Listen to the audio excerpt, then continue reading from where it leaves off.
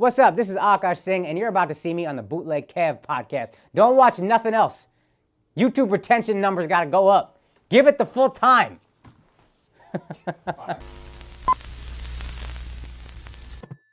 Bootleg podcast, special guest. We're live in New York City. Akaash. What's up, man? Welcome, sir. Thank you for having me, man. Of course, man. Of course. I'm a fan. I've been a big fan of you for a long time. Oh, thank you so much, dude. It's always crazy when someone I'm a fan of tells me they've watched my stuff. I'm like, that's great. Get out of here, dude. Yeah, dude, your special, which came out, what, it was like 4 or 5 months ago now? Yeah, it came out February of 2012. Crazy special. Thank you so much, man. I remember like first kind of diving into like Flagrant when it was the original crew. Yeah, with Cass. Shouts to Cass. And it was like, kind of like a weird sports podcast, but it evolved into something else, like very fast. Yeah. But for people who don't know, like, what were the original, like, because obviously Andrew went from like Guy Code to Brilliant Idiots and then launching Flagrant. What was kind of like the original crew? Like, what was the original, I guess, theme of the show? Because now it's its own thing. It's way different than it was. Yeah. Going super far back, when Andrew started Brilliant Idiots, I said to him out loud, "This is the only time I've ever been jealous of you." Right. Is when he was doing the podcast with Charlemagne. Right. And it wasn't like real jealousy, but like really what I was thinking in my brain was I had nothing. I wasn't on Guy Code, I wasn't on TV. So he had to take that opportunity. Charlemagne's amazing and huge. So I was like, you got to do that. But in my mind, I was like, if we did a podcast, I think that shit would go. Right. So I obviously go crush it. Brilliant Idiots did great. And then when Andrew started talking about us doing a podcast a few years later, I think he felt like he wanted to start another thing also. Mm-hmm.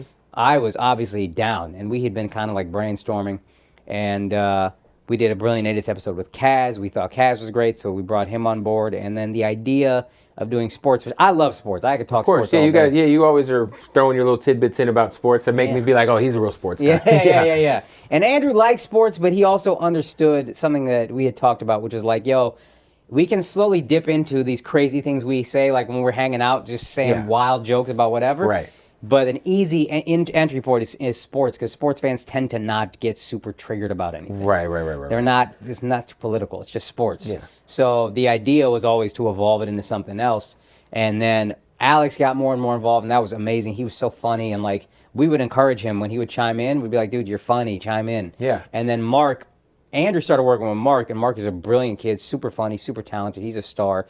And I didn't know him that well. And he's doing stand-up now. He does, Well, he started as a stand-up. Oh, I didn't know that, okay. Yeah, he's been doing stand-up for years, and that's how him and Andrew connected. Gotcha. He opened for Andrew, and then Andrew brought him on board. He was like, he's a smart kid. He has like good ideas for merch and all this stuff. A lot of the set design of the new set was Mark. Oh, the set's crazy. He does so much of our YouTube stuff. He's a fucking brilliant kid. And so when Andrew was like, I want to start bringing Mark on the pod, I was like, yeah, I don't know him super well, but bring him on. And then I got to know him. He's a great kid, and it just evolved into Flagrant. And then when we built the new studio, we wanted to try to find a place for them as well, right, on camera, because they contribate so much off camera. Yeah, so for sure. It's just evolved into this like 4-guy hang. It is definitely a hang. Yeah. And I love it because it is like the most, I'll be saying the craziest shit. Son. I always, when the podcast is on and my wife's in the car, she's always like, what the fuck are you listening to? She's like, what's wrong with you? My wife doesn't listen. There's episodes where I'm like, hey, I think you'll like this one. Yeah, listen to this one. Don't listen to this one because you might divorce me. Yeah. She's just like, all right, fine.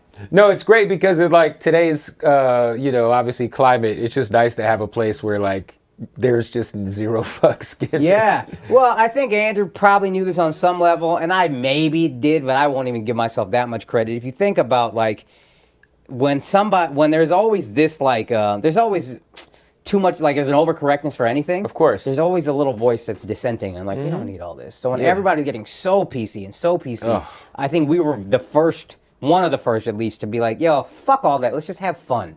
And if the intention is to be funny and not to hurt feelings, great. Andrew always said, judge me by my intentions, and I've always agreed with that. Like, that's like comedy, right? Yeah, that's comedy. We're trying to be funny. If I'm trying to hurt your feelings in a hateful way, then fuck me. But if we're just trying to be funny and I'm making it all funny, then great. Has there ever been a episode or like a moment where you were a little nervous about whether the cancel culture people were coming for y'all or not? Cancel culture, not as or much, just actually. or just like, you know, because I feel like obviously you come from a traditional Indian background, you know what I mean? But there, you guys be saying some shit on there, man. You know what? I just, in my mind, I'm like, my parents don't know how to use the internet. I don't know why, but I'm like, it's so stupid. But I'm like, my mom is 67. She's not using YouTube. She's not diving into the 47-minute mark of this episode. Yeah, it don't matter. Yeah. So I don't ever consider it. And I've told them from the moment I started stand-up, I was like, don't watch. Don't watch. Just if I'm making money, be happy for me. But please don't watch. Because I can't live with that. Because I do think about that a lot. Even like the roast, like the roast that Andrew will do. So like he just did the Kanye one. Yeah. But man, some of those roast lines are fucking. Oh, they're dude, crazy. Yeah, the Will Smith one. Oh, it was so good. Oh yeah, and I felt like I think we both felt personally like, yo, fuck this guy. Yeah. And then those roast lines were crazy. I'm not gonna take credit for writing those jokes. That was him, and but like, fuck, dude, those were great jokes. Yeah, the Will Smith thing was something where it was like, it was kind of dope to see like just all the comedians just kind of gang up on somebody. Yeah. And it was like it was done in a way that was like so hilarious. Like the jokes that came from it were like, maybe it was worth Chris Rock taking this slap for all the comedy we got out of it. Like he had to sacrifice his dignity for a night, and we got some great comedic moments from it. Yo, I really think Will Smith is like, he opened the floodgates for all of the attacks. Oh, for sure. What's his name? Salman Rushdie getting stabbed on stage or whatever. That shit's crazy. I think the girl getting the beer thrown at her. It's all open now. You think that kind of like had a little bit to do with like having people get a little, you know, obviously emboldened to do some shit like that? You know, this is a crazy comparison. But you know how Columbine, there weren't really school shootings?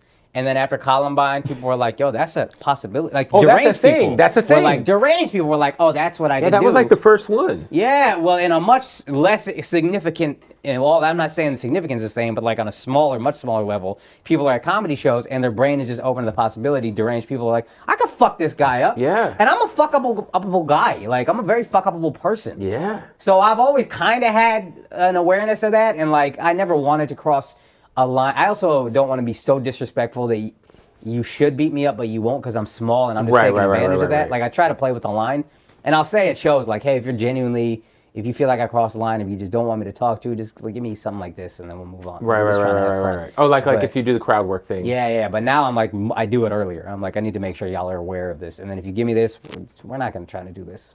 Yeah, Columbine's kind of like the Sugar Hill Gang of school shooting. For sure. Right? It's like just I said a hip hop. the first hip hop hit, right? It was like it was like the message from Grandmaster Flash. Columbine is a classic, dude. It's lived on through the ages. It's the back that ass up. The weird, it really is. It's like weird too because now like my I think it was one of my nieces was showing me like on TikTok. There's like a whole like underbelly of girls who are like that worship like the shooters. Oh my like God. What I don't remember the names of the kids from Columbine, but like there's like a full like fangirl club of like 19-year-old girls who like, you know, fucking play with themselves while looking at pictures of these dudes or whatever. It's pretty wild. But you know what? Andrew has a joke about this. Every school shooter says the same thing. Nobody wanted to have sex with me. All these incels are the ones that... So these girls could be a very valuable asset. You just got to start fucking the guys. You just got to start fucking the guys beforehand. Who listen to ICP and, you know, fucking... Go on 4chan. Don't shower. Suck a couple dicks. You know what Somebody I mean? should do the 4chan grinder, you know? Yo! Yeah. 100%. Yes. 69chan. 16. Let's do it. Oh, man. So for you, like, talk about just like... Obviously, your come up as a comedian.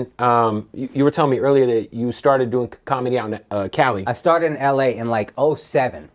Okay, so that's 07. Yeah, so I'm about 15 years deep now. Yeah. I did a couple times in college, but then I really started when I was in 07. I moved to LA on a whim. Just really. For that or just yeah, for that. And I didn't know you were supposed to move to New York. But my best friend was going there to be a cinematographer. Okay. My other best friend from college, we convinced him to go because he was going to go there in a year to be an actor and a musician. So I was like, yo, let's just all go. And then I got my mom's blessing, which meant everything. Of course. I wouldn't have gone without that.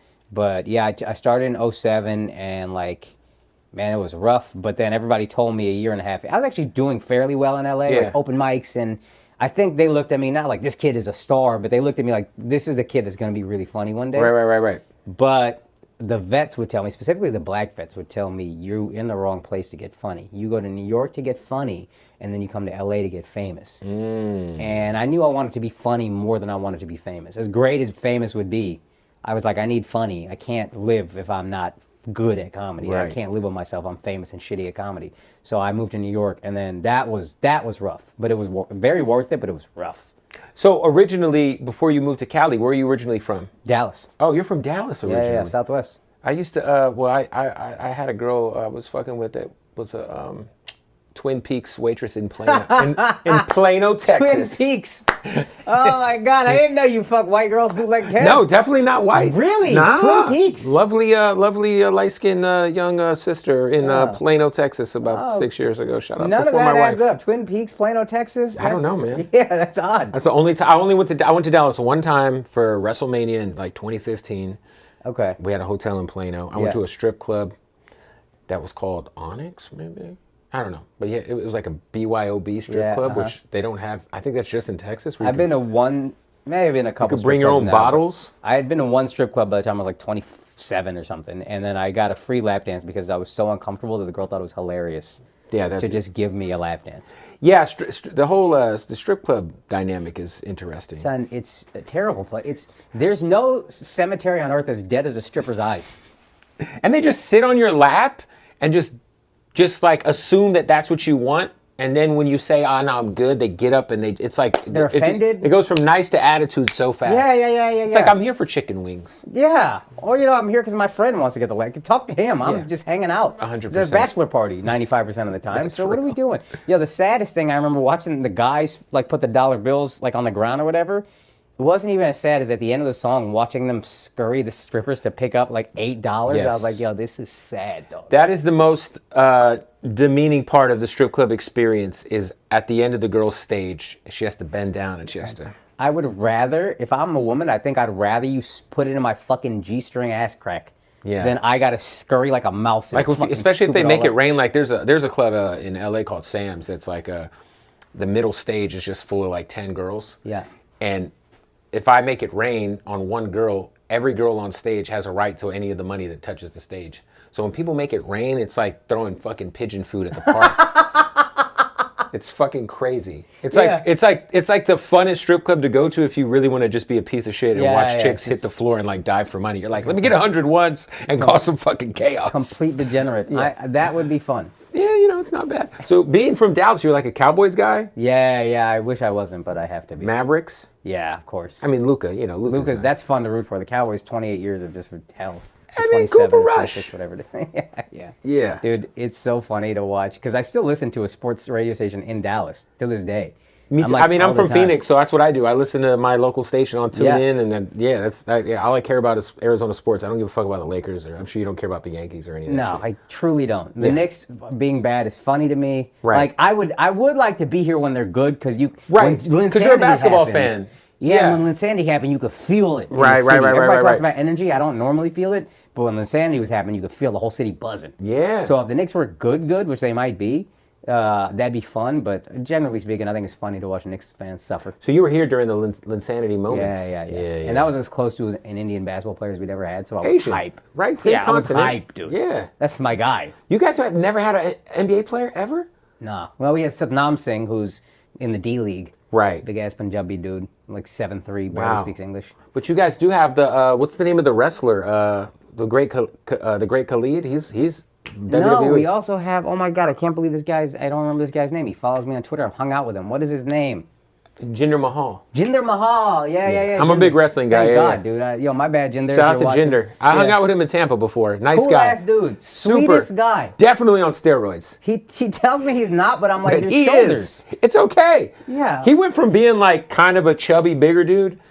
He got fired, and then he bounced back, and he was fucking shredded like a maniac. I'm like, yo, this guy's 6 months the craziest turnaround. The steroids are serious, man. The shoulders are nuts. Yeah. I'm wondering, man, because you're one of the, obviously you were lucky enough to be able to go on Joe Rogan's podcast. Yeah. You always hear that, like, he's the kingmaker. Yeah. Right? Did you notice? I mean, obviously you guys have a crazy following. You guys got one of the biggest Patreons. You guys have your own universe you're in. You're already selling out dates. Your special was doing well. But did you notice the, like, uptick in everything? Yes. After going on the show?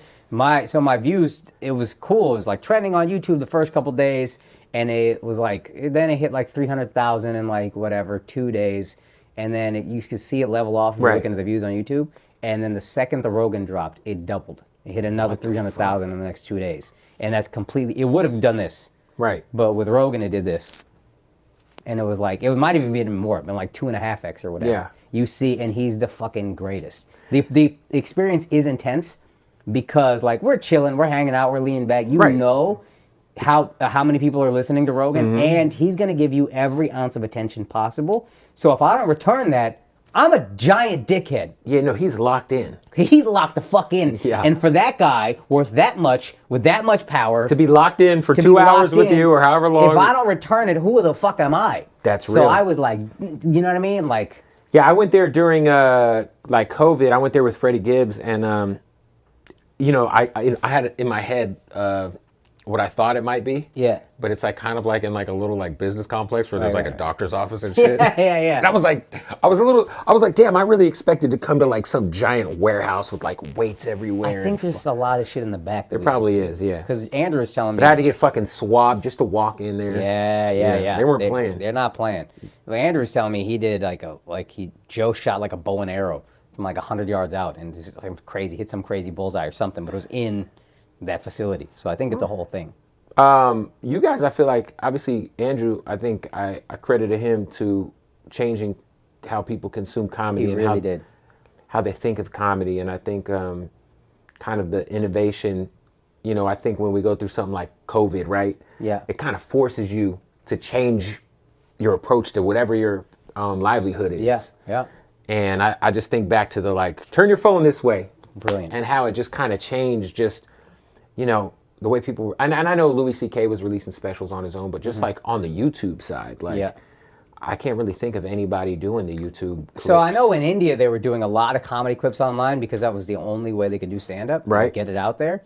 But Andrew was the first guy in America, which is kind of where everybody's looking for the guiding light of stand-up, to be like, yo, nobody's buying the special, I'm just going to put it out online. And if it wasn't for that, I wouldn't, not only because he's done so much for me, but like, I wouldn't be able to sell any tickets on my own. Because now I'm selling tickets through just stand-up clips because I saw that model. So I'm like, oh, and now you're scrolling through IG, it's nauseating how much stand-up there is. And that's all this guy. It is very nauseating for sure. Because I follow a lot of comedians, like, fuck, everybody's got a fucking... Even some of these guys are just not funny. They absolutely should do it. You got to do it. But sometimes I'll see the crowd work stuff and I'll be like, oof. Yeah, the crowd work, it's rough. It's rough. Luckily, we were forged in the comedy club where we came up. Wasn't even a comedy club. It was called the Village Lantern. It was a bar upstairs. And then downstairs in the basement, there was nobody there and they would just let us do stand-up. We would get people off the street, bring them down. If you had 5 people, you could do a show. Oh, that's dope. So, but 5 people, I can't do my bits for 5 people. Right, you got to interact. You got to interact with those people. Yeah, I think it was even 3 people sometimes. They'd be looking at me like, are you a human being, dude? Right. So you had to learn to talk to them. You had to learn to interact. You had to get your crowd work sharp. So we had years of that before we started dropping clips with crowd work. Hey, we got to stop the interview real quick to tell you about our newest partner to the podcast. Shout out to our family at Hardin, Las Vegas, man. Listen, the #1 dispensary in the world. I don't give a fuck, man. Craziest dispensary with the most selection. They got so much weed in this fucking place. You go to Las Vegas, you're fucking feeling good with your homies. It's recreational. You're like, damn, I could just go into a store and buy weed. Yeah, but you just can't go into any store in Las Vegas to buy weed because you don't walk out with some fucking bullshit. No, you go to Hardin, tell them I sent you, all right? Make sure you follow them online, Hardin_Las Vegas. You see it down there. You see the motherfucking sweater. We represent. And by the way, can we shout out to them for sending me this Bootleg Head podcast thingy? What is this called? Box. No. It's for cigars. Humidor. Yeah, the humidor. Now, this is what's great about it. We might start doing this for our smoking guests. We might have to bust open the Hardin humidor. and just get into some of these treats. You know what I'm saying? A little bit of the treaties, straight from Hardin, Las Vegas. Even, I mean, these are totally props because, they're props. But with that being said, when you go to Vegas, tell them Bootleg Kev sent you, Hardin, Las Vegas, I'm telling you, it is like it's like the Bentley of dispensaries. It's so nice. The weed is the best. The selection is the best. The bud tenders are the best. And make sure you shoot them a follow, Hardin_Las Vegas. Go to HardinLasVegas.com. And when you're in Vegas, go to Hardin, baby. All right? You already know. Let's get back to the interview. Yo, would you say like for you, obviously the podcast helps water everything because it's so massive. Yes. Do you feel like you guys are on camera a lot every week, sometimes 2 episodes a week, always 1? 2 in a Patreon, sometimes 1 in a Patreon, but at least 2, sometimes 3. It's a lot of time, right? Yeah, Do you ever feel like does it take away from the comedy because it's so much bandwidth towards that, or do you feel like they kind of like one hand washes the other? One hand washes the other, but the struggle being married and trying to be a good husband, of course, is I'll land Sunday from his weekend of doing shows. We'll have a call about Monday's episode. So I prep for that when I get home, spend like an hour with my wife, prep for the episode. Monday, the episode. Tuesday, spend a little time with my wife, hopefully Monday night. Tuesday, we got 2 episodes on the next day sometimes. Fuck. So I'll do that, or I'm doing like voiceover for a Hulu show or a Netflix show. So I'll do both of those, or, just the prep. Yeah. Then Wednesday, 2 episodes. Then Thursday, I'm out of town for shows Thursday, Friday, Saturday. Damn, how long is your marriage going to last with all that? That's the thing. I don't want to be the guy. I want to be the greatest comic ever, but I don't want to be the greatest comic ever alone. Yeah. That's the saddest shit in the world to me, is these guys who are all the way up. Not the saddest, but I don't think it's worth it. Yeah, you see guys like, not even to say names, but you see guys who get divorced and they're like, yeah, you're that motherfucker, but you're also kind of... Yeah, but you're hanging out with me till 3 a.m. You're 54 years old. Go home, man. Yeah. But you're going home alone, and you don't want to do that. And that's not. I'm not picking on people, but I always said I can't have. I have to have both, and I can't give up my wife. Right. I think with anything there's sacrifice. So as long as she's like knows what's up, she kind of knows what she hung. She knows what's up, but you're also you got kids. If I want kids, I don't want kids to necessarily know what's up. Yeah, that's my dad. He got to go do his thing, but he's not any of my baseball games. No, that's real, man. You miss shit, bro. Like, as busy as I am, like, and I try to make sure that I'm there as much as I can be, but just sometimes you just gotta. You're gonna miss some shit, but I need to he needs to feel like my dad is there when I need him. My dad is there for a lot of shit, if not everything. Yeah, and eventually you're gonna get to the point where you're printing money, and you could just take a private jet to make the soccer game. That's what I'm hoping. I am hoping, like, at a certain point, there's a lot more time for family and a little less busy. How for you? Obviously, coming from your culture, I always would hear that there'd be like arranged marriages, right? Yes. That's a real thing. 100%. My parents. Now it's a very fluid thing. Now your parents might be like, hey, our family knows this person. You guys will date for a while and then be like. So it's more like a setup. Right. But there are arranged marriages. My dad didn't know he was getting married till his wedding day. So he didn't know who he was marrying? Not only did he not know who he was marrying, he didn't know he was getting married, period, until his wedding day. How old was he when he married your mom? 24. What the fuck? So so give me that. Their story, even uncles and aunties that hear it are like, that's bananas. Like, imagine you don't know you're getting married and then... He was at another wedding. Yeah. And his cousins came up and they were like, you tell him. He's like, somebody tell me. And they said, you're getting married today. So he's in the car going over there, getting fitted for a suit, taking measurements. Because my mom was in America at the time. She moved to America when she didn't know her real age, but they listed it 14. Right. And then she was there for like a finite amount of time. And my dad's family, not even immediate family, but like they thought immediate family, right. Was actually his uncle was like high up in the Indian government. So my mom's family was like, this is great. He's from a good family. These guys are set up. And then my dad's family was like, she's a pretty girl. She's in America. This is great. Same caste, same everything. Right. Let's just get it done. What's a caste? In Hinduism, now I don't know if this is implemented by I should research more. I've heard it's implemented by the Brits. I've heard it's not. But in Hinduism, there are castes. Okay. And it's like a class of people, kind of? It is classist, but my understanding was always that it is supposed to be more like an assembly line than a class system. More like, hey, you guys are focused on this thing, you guys are focused on my caste, ironically, because I'm so small, is the warrior caste. Okay. It's like, look, y'all, if we go to war, y'all fucking there. That's what you're worried about. Right. If you're the labor caste, you are working. That's what you're working on. You know Can you ever upgrade caste? No. But again, if it's not done in a classist way, Right. no big deal. Right. But it kind of has to be. I mean, Yeah, but humans are gonna do that. Now again, my wife was telling me she read a book. My wife's not Hindu; she's a Sikh. Okay. But she was saying she read another book where they're like, no, that's very much baked into Hinduism. I didn't pick that up. I need to read a little better.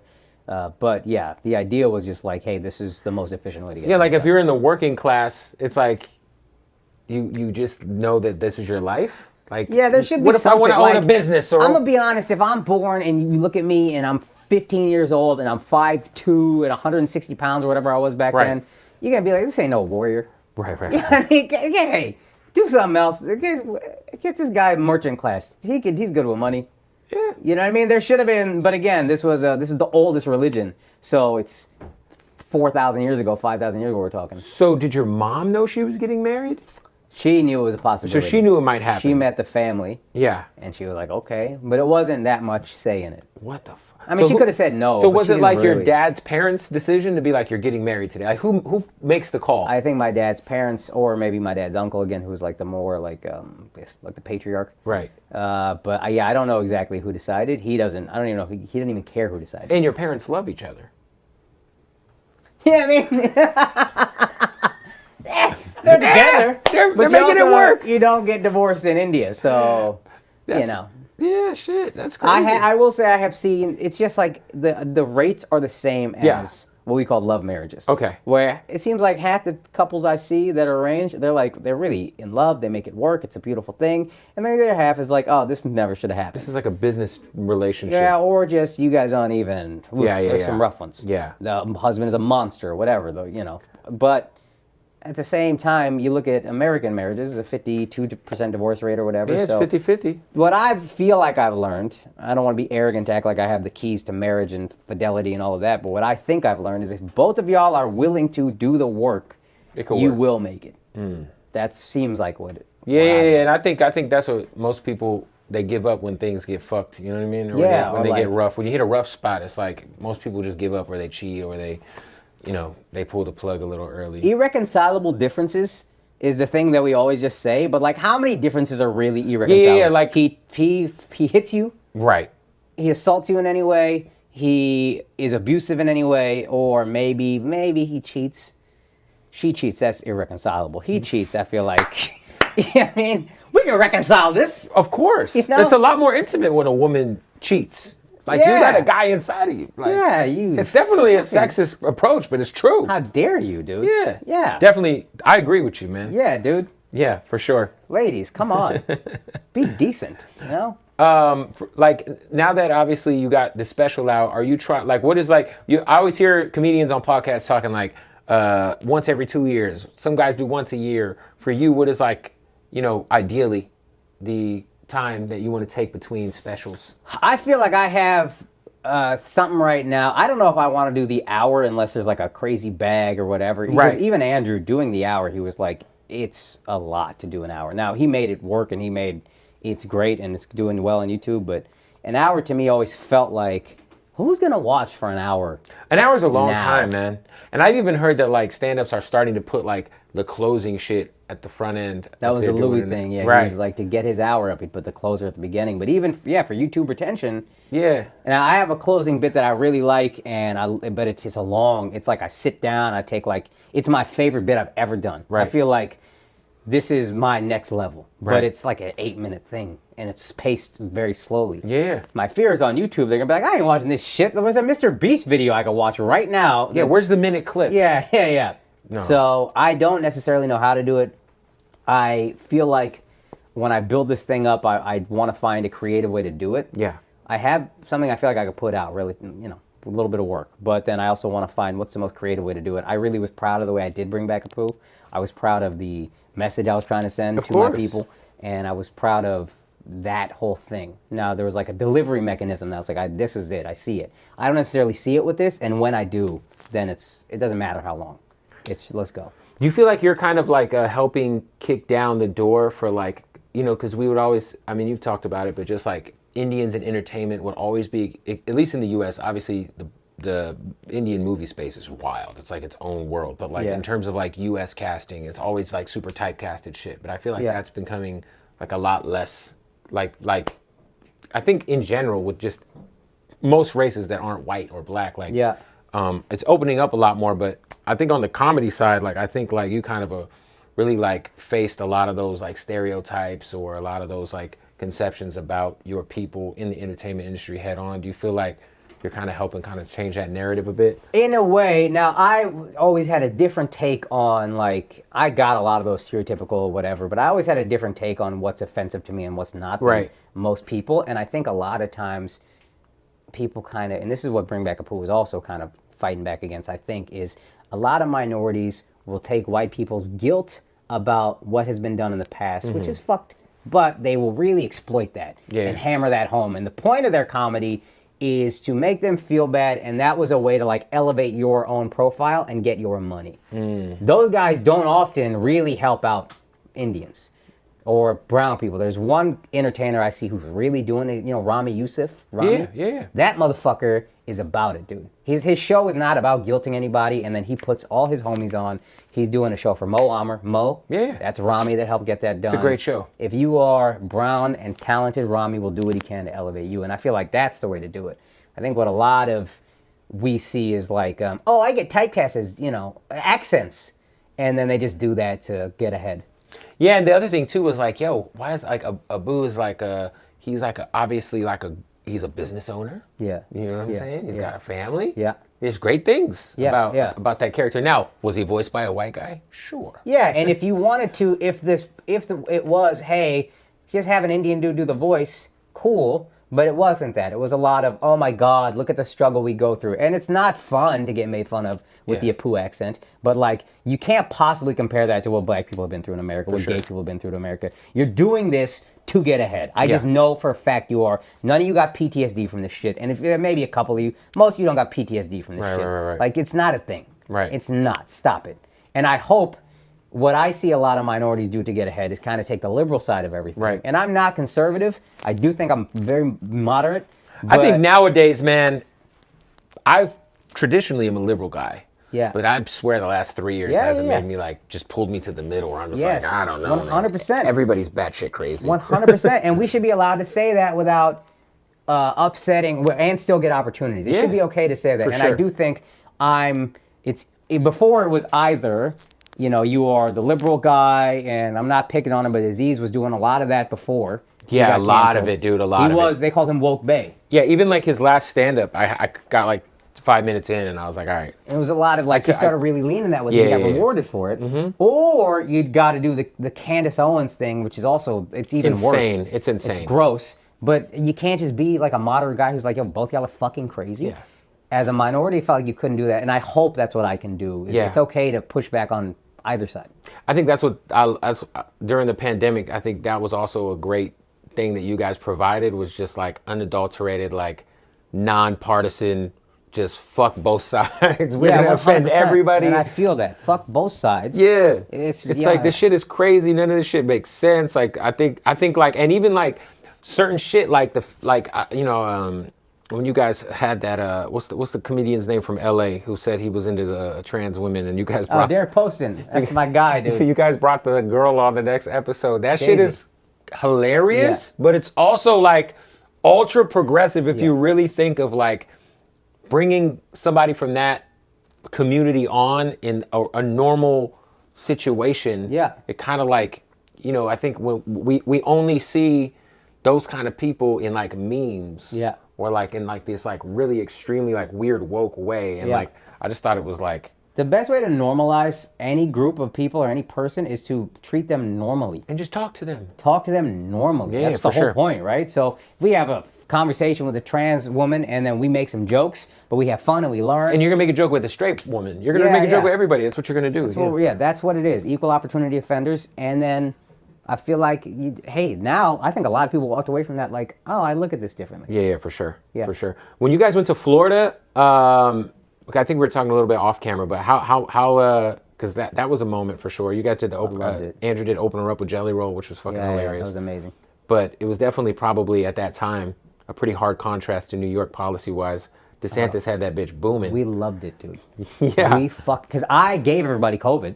I got COVID. Right. At show in Atlantic City. He fucking COVID, the COVID of America. And then I'll be there November 4th and 5th.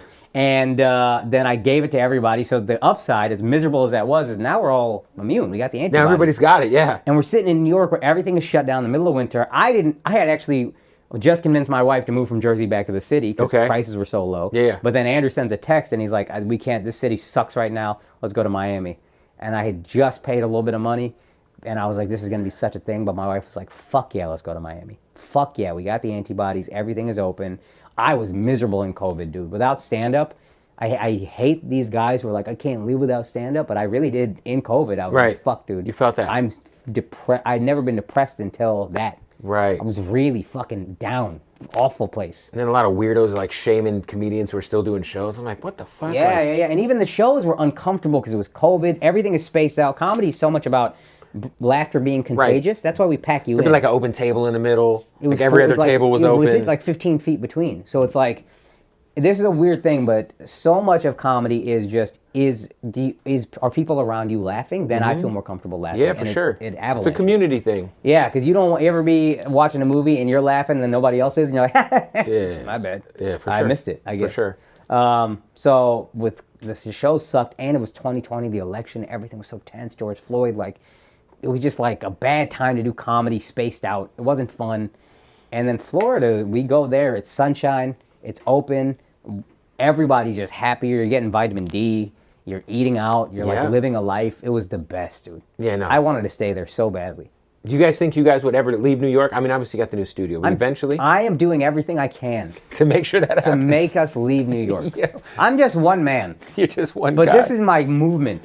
Yo, you guys had taken some time off, I think, when Andrew went on his vacation, but you guys had just dropped all these heater interviews, like fucking back to back to back. Yeah.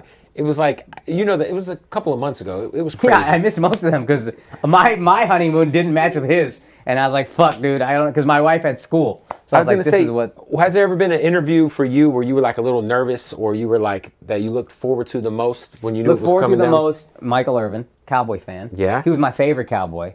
When I was a kid, it was Emmett, but then as I grew up, I was like, no, I love this guy. Yeah. He's got the passion he plays with, the heart he's got. Like, I love this fucking guy. Yeah. A little flawed. Yeah. And then he was the best, dude. Loves the cocaine. Yeah, loved, hopefully. Yeah. But he was so funny, dog. He came and immediately started making fun of our studio. Like, it wasn't even on camera. Right. Then he went and took a shit in the public bathroom. It was just like... And then he's complaining about the bathroom. He was just so funny the whole time. People don't understand how much funnier he is off than camera? the ESPN. Oh, yeah. Because on the pod, he's hilarious. Right, no, I remember, yeah. I'm dying to do a podcast with Michael Irvin. Yeah. Like, I think people need to see that three-dimensional Mike as opposed to just football Mike. Yeah, almost like he should do a fucking podcast. I feel like every athlete has one. 100%. He should just do like 12 a year where you just like, yo, this is the story from 1991 when I had a sixsome with a bunch of strippers and 8-ball of cocaine. Dog, if you watch that episode, he talks about going out with Mike Tyson and taking T.O. out with him, and T.O. was like still a shy little guy. Right. And it's like he's got story after story. He's so funny, dude. Yeah. You guys have done Tyson too, right? No, I would love to. I'd be terrified, but I would love that. Yeah. Shout out to Tyson.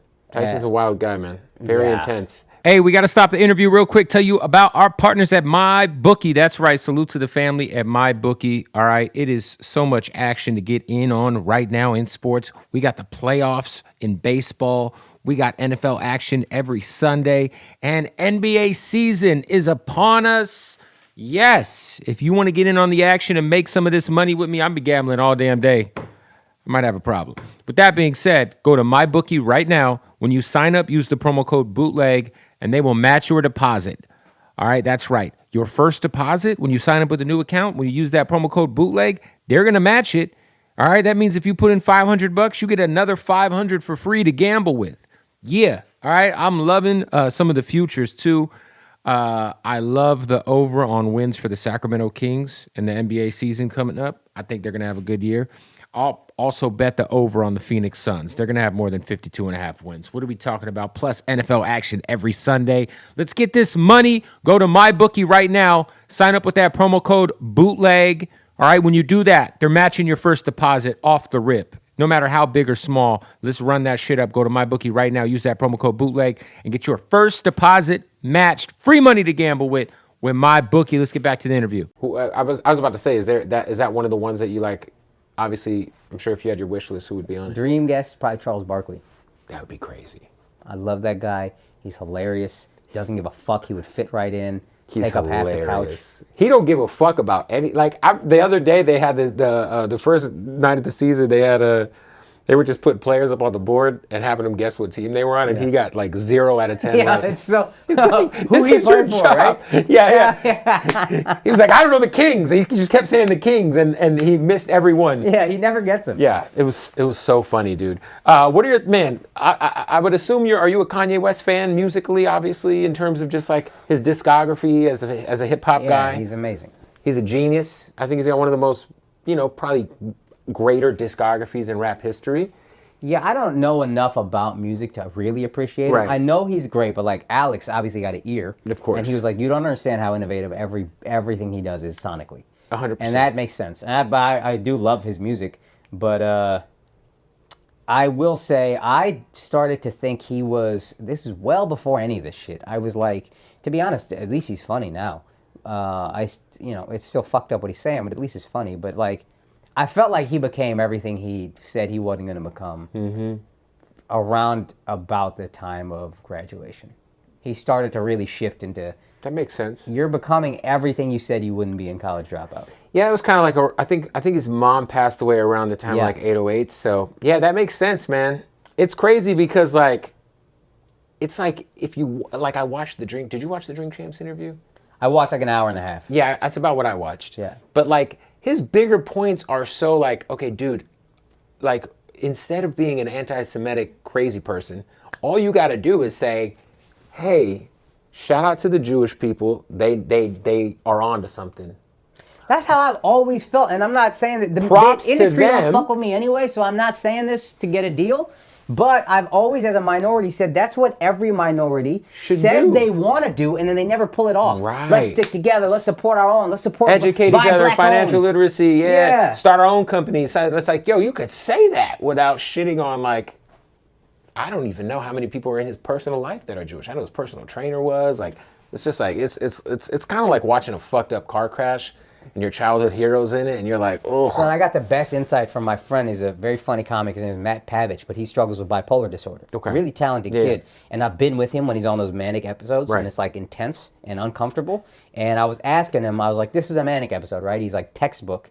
And then he goes, I don't know if this is actually like a scientific thing, but I know for me, when I'm having a manic episode, I love getting a rise out of people, and I will say anything to get a rise out of them. Right. I'll say the most fucked up, horrendous things. Did you just bust ass? Oh, Jesus. I thought you farted crazy, dog. I wish I farted. I thought you farted crazy. Bro, dog. I'm like, what the fuck, bro? Anyway. This guy got a great beard to be off camera.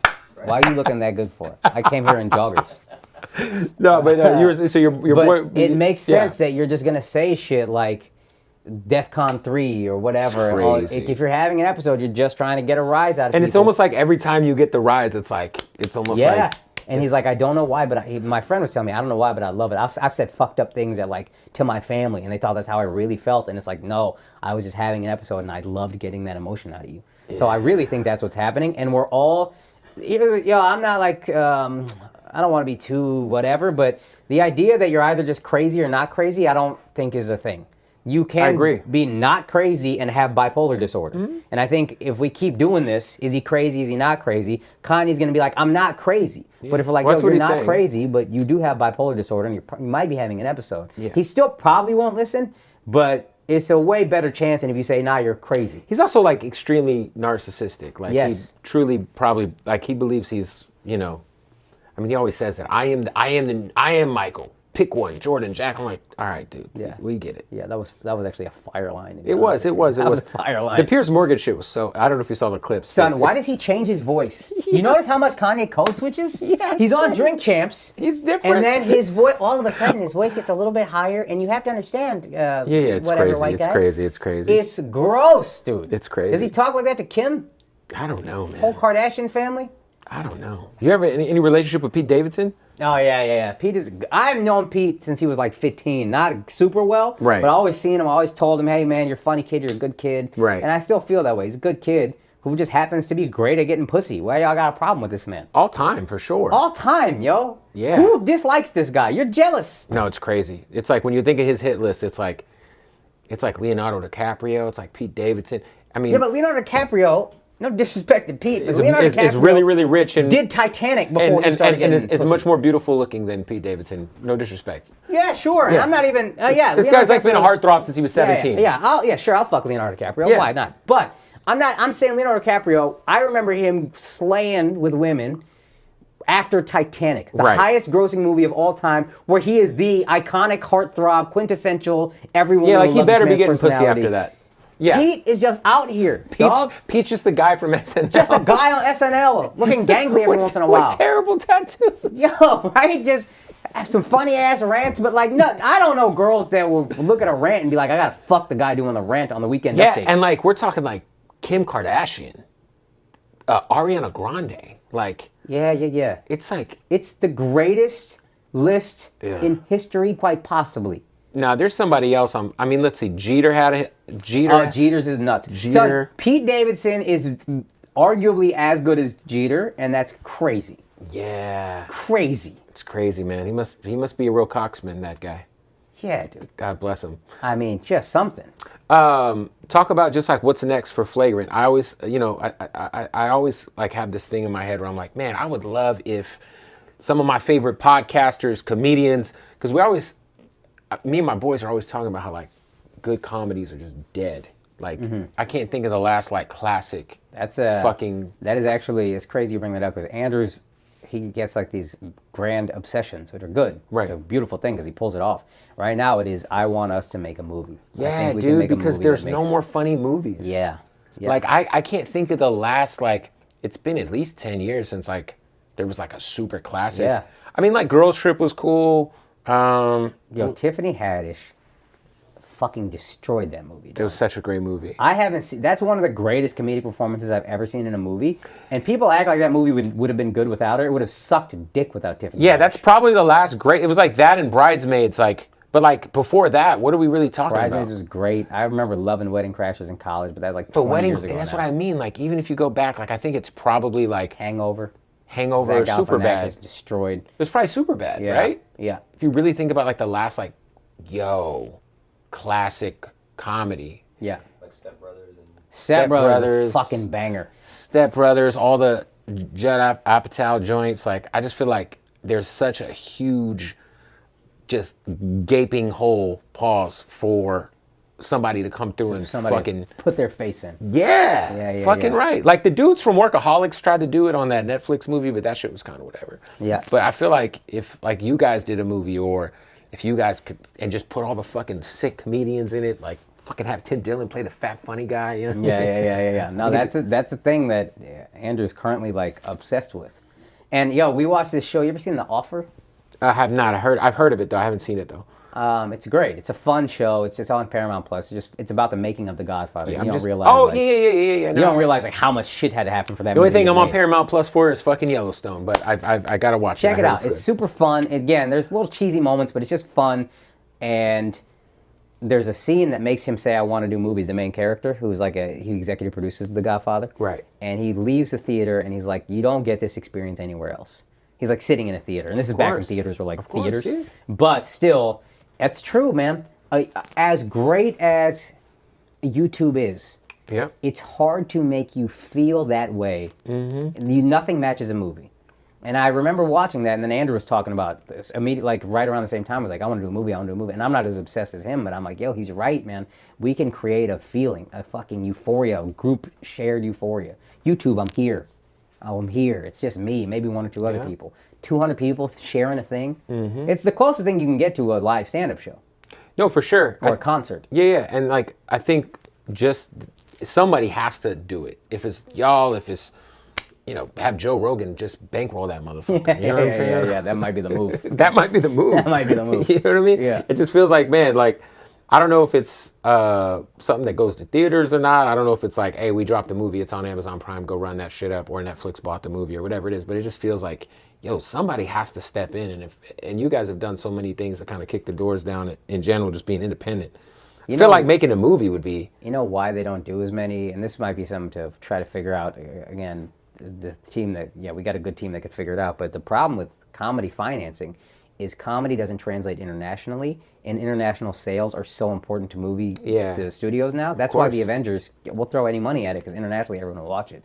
Comedy, people aren't going to watch this internationally, most likely. Well, also, because comedy is different culturally. Yeah. Like the jokes that might work here aren't going to work in China. Yeah. They just don't know what the fuck you're talking about. Yeah, they're like, huh.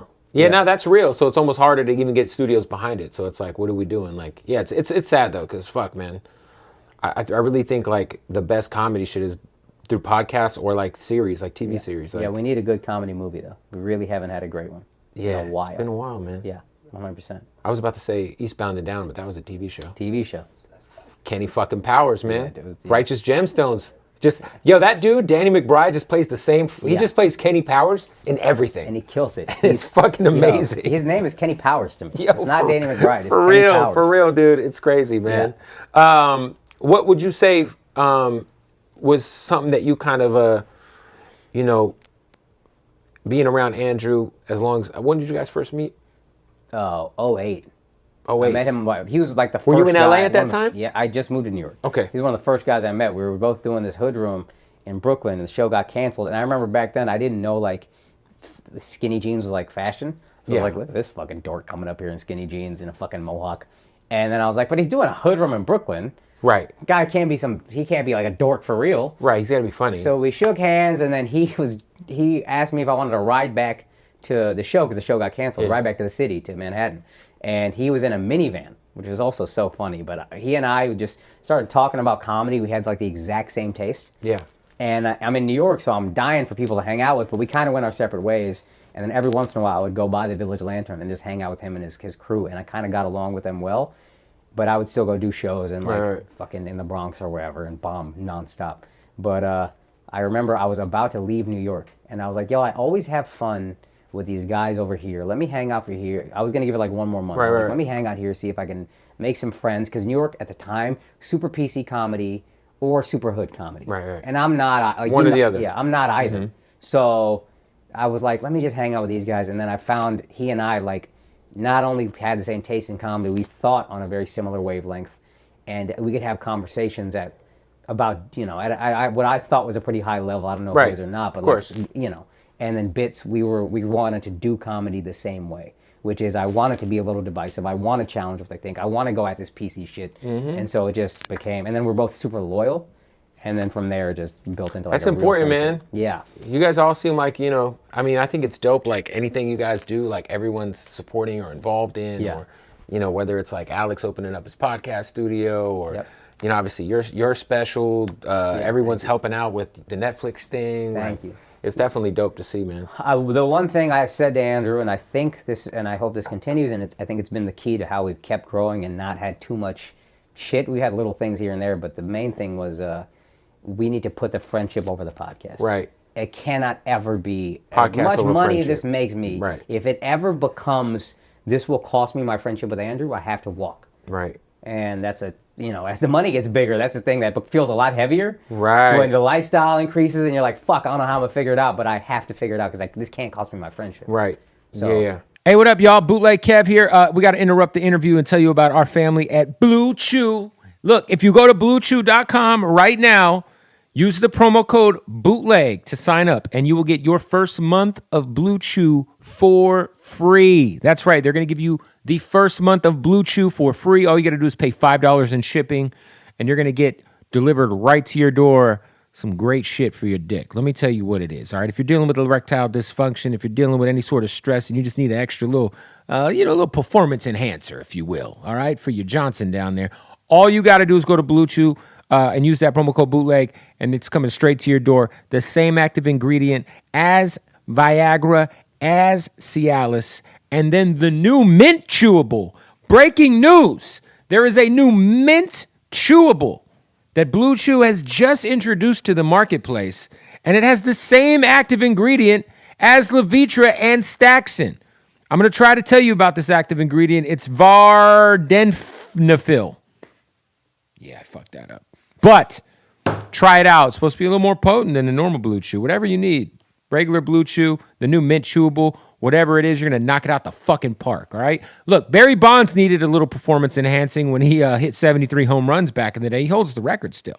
You might need a little performance enhancement in the bedroom. Your lady will thank you. Your wife will thank you. Your boyfriend will thank you. Whatever the fuck you're into, we're not judging over here at the Bootleg Head Podcast. But I am judging you if you don't go to Blue Chew right now and sign up with that promo code BOOTLEG and get a month for free. Try it out. It's literally free, all right? Let's get back to the interview. And you guys are killing it. Like, Patreon shit is crazy. Yo, thank you, man. Yeah, that's we started that because I was fucking broke. I think I subscribed to the Patreon, I don't know, maybe 2 years ago, because I don't know, I was just like curious, because I had never heard of it, but I heard you guys talking. I was like, what the fuck is this Patreon shit? And I think when I subscribed, you could see like how many people you guys had on the page. I was like, what the fuck? Yeah. And then I start doing the math in my head, and I'm like, oh, these guys are rich. Yeah, and that was, again, started because I was legitimately like, I probably made, I'm not bullshitting, probably made $6,000 total in 2018. Wow. I was going broke. We'd been doing the podcast the whole time. $6,000 for the...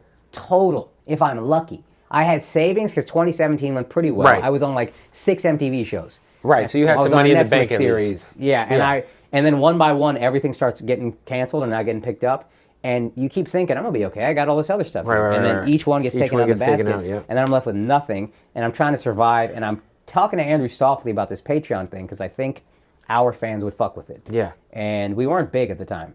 But I was talking about other podcasts that were like killing it. And then their listenership was way bigger. And he was like, dude, I don't know if it makes sense. Finally, I was so broke, I literally said, I'm literally pleading with you at this point. Can we please do this? Please, can we start the Patreon? And he was like, fine. And then he marketed it so brilliantly and like really wanted to build the community aspect of the pod through it. And I think that helped so much. But yeah, it just became this thing that helped fund a lot of stuff. Would you guys ever do like Flagrant live?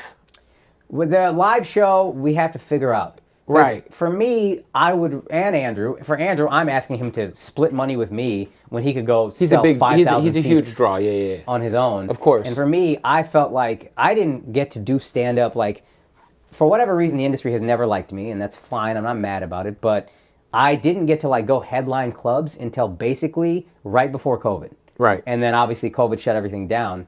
So now, once I started doing an hour 5 times a weekend, I felt like I grew so much. Right. And I was never that confident in stand-up before.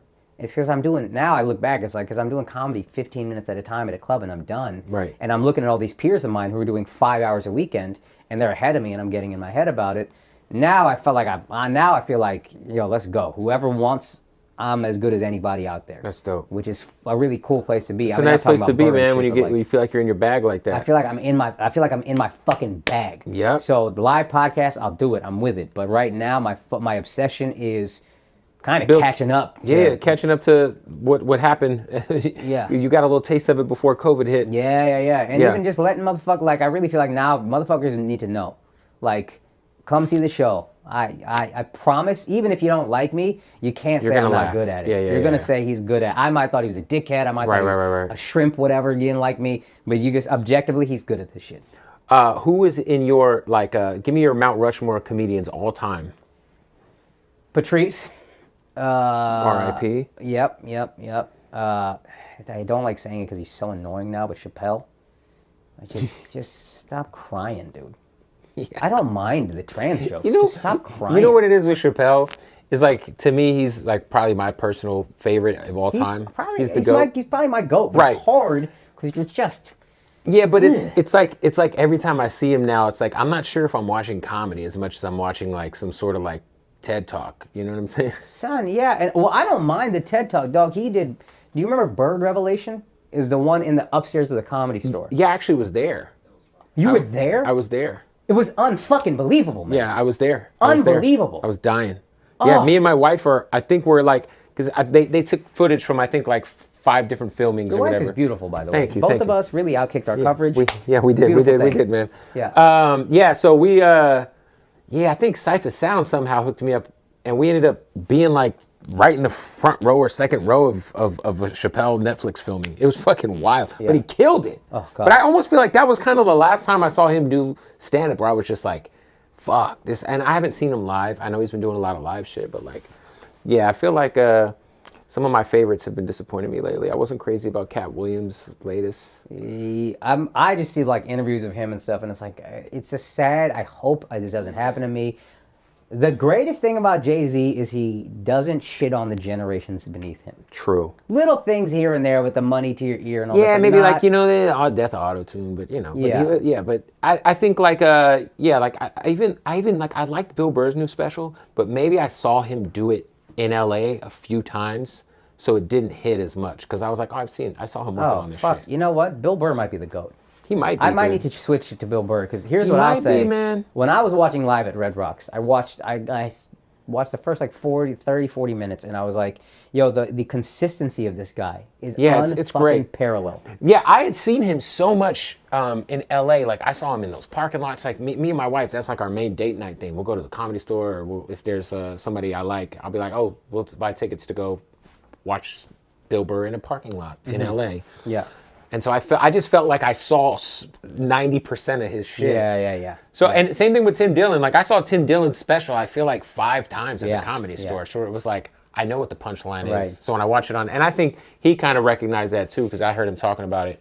Like, I've been doing this hour for so long. Like, I'm ready to kind of move. There's so much COVID shit. Yeah. You know who actually I fuck with? I never really gave them like too much of a chance, because I always just associated this dude with the Chelsea Handler show, but Joe Coy. Joe Coy's a beast, dude. His new stand-up is fucking hilarious. He's a beast, dude. He's a beast. He does this bit about dudes who are on those ventilators to go to sleep. The CPAP shit. He's like, you look like a ghost is fucking you in the mouth. Bro, that shit is great. It's great, dude. Okay, so you got Patrice, you got Chappelle, Burr. Here's the thing, Chappelle might need to get bumped, because I can't not put Russell Peters on there. Obviously for the culture. Now that's a great Mount Rushmore, but then how do you not put Pryor on there? Pryor bumps one of them. Would you say Pryor's a little bit before your time, though? Pryor's a little bit before my time, but I appreciated how good Pryor was. Eddie Murphy was the first stand-up I remember fucking dying at, was the Family Barbecue bit. Right. I remember me and my homies listening, crying, laughing at an audio CD. And I was like, yo, those were the days. Audio can make you laugh this hard. I didn't know. I saw Bring the Pain. I love Bring the Pain. Rock was my idol for so many years. Chris Rock, I think, was my favorite for a long time, too. Yeah. Yeah. Bigger and Blacker, and just like, Dude, the crazy shit about Bigger and Blacker is it's like a year after Bring the Pain. So to have that much heat back to back is nuts. I think it might have been better. I think if like, I wish Bernie, when he like hit his stride as like a superstar, I wish he would have did more shit. I know. He had the show, and that was amazing for him. The Def Jam shit. He had obviously we go back to the Def Jam shit. Obviously, Kings of Comedy. Kings of Comedy, dude. He murdered everybody. And everybody killed it on that, but he murdered everybody. That shit was milk and cookies. The rumor, maybe I'm speaking out of turn, but the rumor is it was supposed to be Steve Harvey headlining. Right. But nobody could follow Bernie. Yeah. So Bernie would middle, Steve Harvey would struggle. So they were like, yo, get D.L. Hughley on here. Steve, you host. That rounds out the show. But nobody, that's why they put Bernie at the end. He wasn't supposed to headline, but they were like, nobody can follow this. Nobody can fuck with this guy. They got the milk and cookies. The milk and cookies. Son, unbelievable. All right, so Russell Peters. All right, let's try legit Mount Rushmore. All right. Like Mount Rushmore, because I think Bill Burr might be... And this is your Mount Rushmore. My Mount Rushmore is Patrice, Burr, Russell, Rock or Chappelle. Okay. I'm not sure. I think I lean Chappelle. Yeah. I think the actual, like, the greatest, I would push Burr off, because I think he might be the best, but he didn't, like, change comedy or anything. Right. So it'd be, I think, Patrice, Pryor, Chappelle, and I don't know the fourth. Maybe, like, a Lenny Bruce or some shit, because we just didn't... I like George Carlin, too. Carlin was a beast, man. Yeah. Yeah, when I was a kid, my dad used to always listen to his CDs and shit.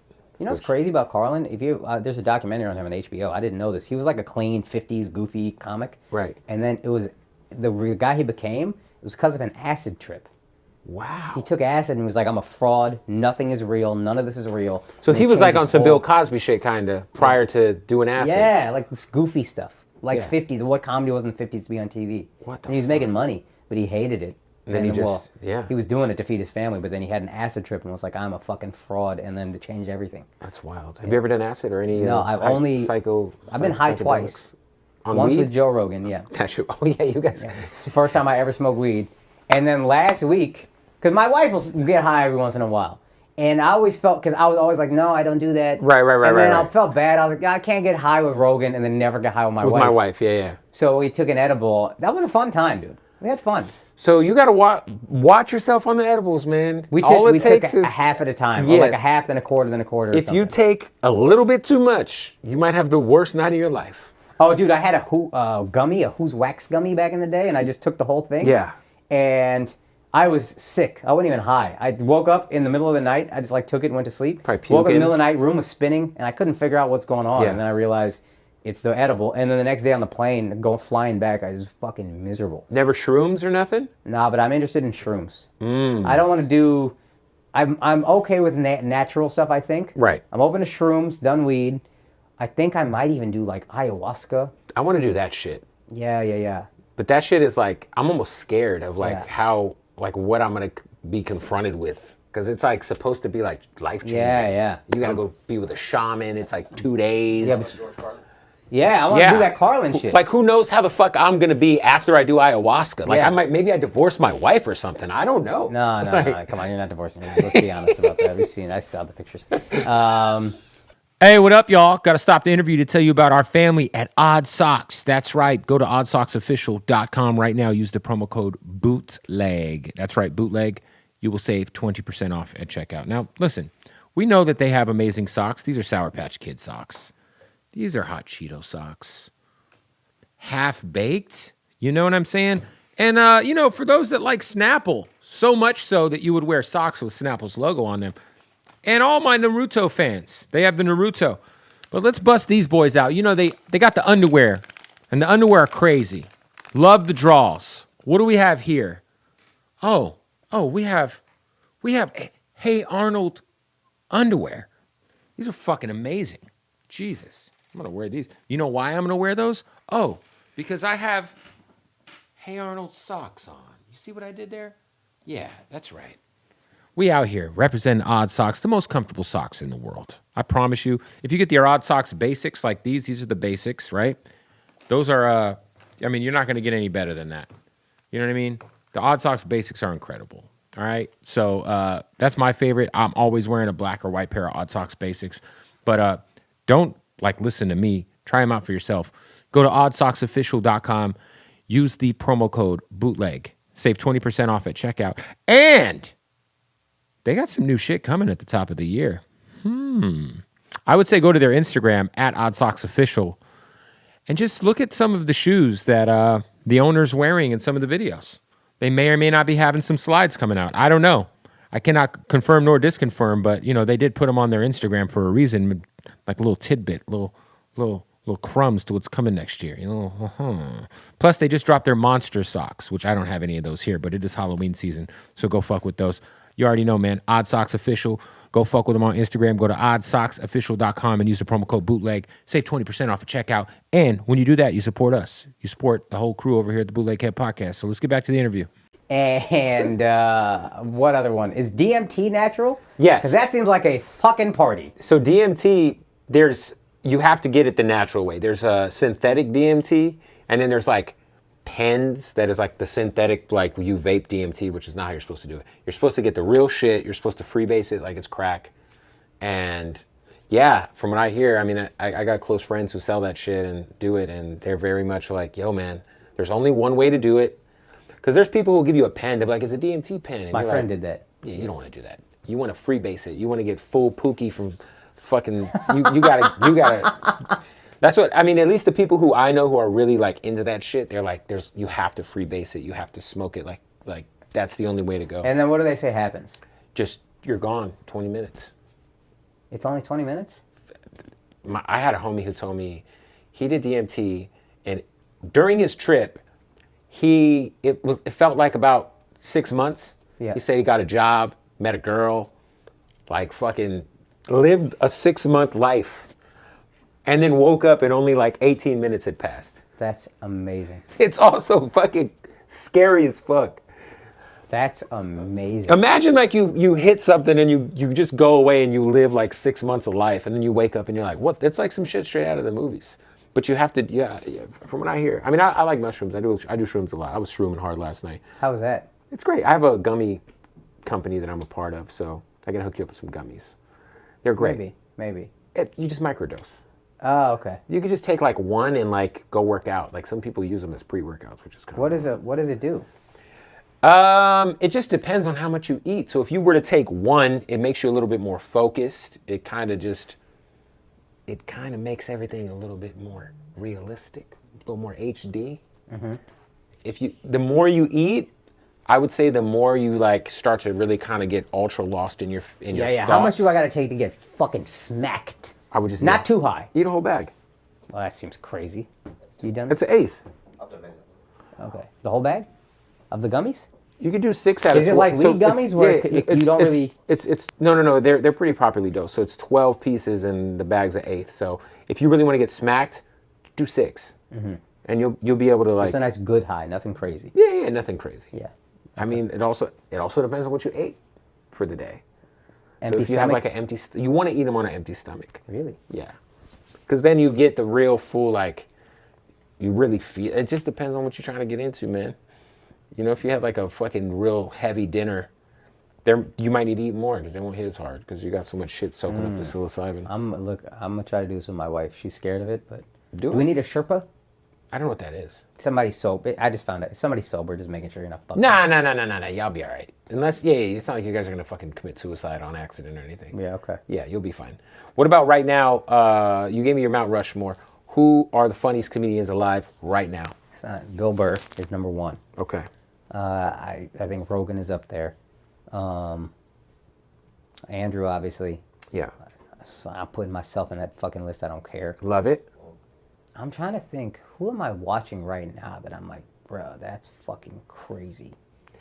Yeah, I think it's kind of hard for me to answer because I just feel like I'm like fans of podcasts as much as I am stand-up. So it's like, I think Tim Dillon's so fucking hilarious. I could just watch him talk he's such a star. I could just watch him talk for like an hour about anything, and I'm just dying. Yeah, he's a gifted just talker. Yeah, like the fact he could do that, with no. I mean, obviously he had his producer, but with no co-host or anything, he's just fucking rambling about the Kardashians or fucking Russia. And I'm like, I want to know what Tim Dillon has to say about geopolitics. Yeah, because it's so entertaining. I haven't heard the new hour from Rogan, but I heard somebody was telling me he's like, this is the best he's been in a while because he said, I don't want to get this money and go to Austin and become some rich, like lazy out of touch. Right. So he's been in the fucking lab. So I always see him and like he's doing Vulcan and shit. Yeah. Do you feel like he's a little underrated because he's so polarizing for some reason? Like I feel like maybe people don't give him as much respect for like being one of the greats. Yeah. And I mean the guy changed it. We're all doing podcasts because of Joe Rogan. Of course. Yeah, he changed the whole game, man. Yeah. So I think in that sense, a lot of people just hate. Now some people who love him are gonna overrate him, so maybe balance it out. Like my cousin's entire life, his opinion on everything in the world is formed based on whatever Joe Rogan is saying at the time. Which is crazy because Joe Rogan's whole thing is bringing on everybody. Then all of a sudden he hits me. He's like, "Hey, I know you've been supporting Bernie Sanders for a long time. I saw him on Joe Rogan. Not a bad guy." he's like, "I think I might have had him all wrong," and I'm like, "Yeah, dude." Yeah. People are such losers, man. It's so crazy. God, so many people out there it's embarrassing for you. It's like, dude, you gotta form your own thoughts, man. Yeah, you gotta form your own thoughts. You can't just dive in. Like, it sucks too because unfortunately nowadays it's harder than ever to form your own thoughts because whatever you think, they're just gonna keep feeding you more of that shit, man. Son, Herschel Walker might win this election. Ain't that crazy? I've seen this man get CTE. I'm a Cowboy fan. I was going to say, would you vote for him just based on the Cowboys' history alone? No, this guy got fucking brain damage, clearly. He's clearly got... He was bipolar years ago, beat the shit out of his wife decades ago. Like, I knew all this. It's crazy. And he might be... I'm not surprised, though. I would root for him if he was fighting MMA. You remember when he fought MMA? I was very happy he beat the shit out of that guy. I don't remember that. I rember he did it, but I don't remember if he won or not. Dude, he won. He kicked the shit out of the guy, I think. I'm fairly certain. That was like one of the more lopsided wild trades, I think, in football history. Yeah, it built the Cowboy dynasty. Yeah. This guy did everything for me as a sports fan. Yeah. but you've got too much brain damage to be. I don't care what your politics are. If you play professional contact, Manny Pacquiao shouldn't be no motherfucking congressman. No, I don't care your politics. Yo, the Philippines are fucking crazy. Like my boy is Filipino, and he goes there all the time. He's like, yo, if you get caught with weed, they put you in prison. Like prison. Like the fucking president of the Philippines is like a crazy person. There's some wild laws out there, dude. I heard in Thailand, if you make fun of the king or the emperor or whatever, you're fucked. You're fucked. Fucked by a ladyboy for sure. Yeah. Shout out Fun to Thailand. times. Yeah. Anyway, listen, man. Go watch the podcast. Going crazy. Yeah, man, we're doing. You guys are fucking killing it. Thank you, man. Thank you. It's crazy what it's growing into. Go to the Patreon. Hopefully, a new special. Maybe top of the year-ish. I don't have a timeline, but you come see me live, and I think you'll enjoy it. And then we're gonna cook up something, and I want it to be fucking good. I don't want to take too long, but right. We're gonna cook up something. Maybe it just be a lot of clips. I don't know, but I feel like I got. When you're doing the like touring, right? Are you still hitting like local clubs here to like work on shit, or are you just working on everything on the road? Right now, because there's so much podcast prep, my wife rode. No fucking time. When I'm off tour, there's only a few dates left, but Right. then I'll be back in the clubs, and I'll be trying to build up time to get back on the road. How do you feel about? I mean, that road life's different, right? It's different, but I'm fortunate enough that like I can afford to bring my homie Akaash Singh, who I'm gonna do a special for him as well. Okay. He's got like he's opening up for you. Yeah, he does my feature stuff, but he has like a day job, like an actual office job. So he's kind of doing a 20-minute thing on like, hey, this is why office jobs suck, and here's how to still like kind of advance in the workplace while not giving a fuck. Right. And it's funny. It's actually funny. I'm not saying that Very if it wasn't relatable. funny, I wouldn't bring him up. Yeah. And then my camera guy, also named Kev, 6'11" / bodyguard, camera guy / bodyguard. So I got at least them two, and usually one other person, maybe two. And so I have a little crew that like Keeps you company. Keeps me company, because I've never done anything remotely close to it, but like I don't want to be on the road alone and just like there's just random bitches talking to me, and I'm so fucking bored and miserable that like I entertain the offer. Right.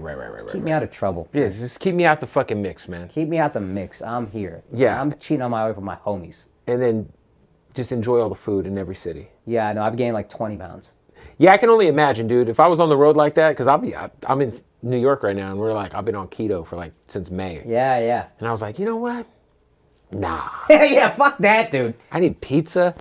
Son, you need something. I don't drink. I don't smoke. I don't do drugs. I'm faithful. I'm eating junk food. Yeah. Fuck you. For sure. I'm taking this cake to the face. Yeah.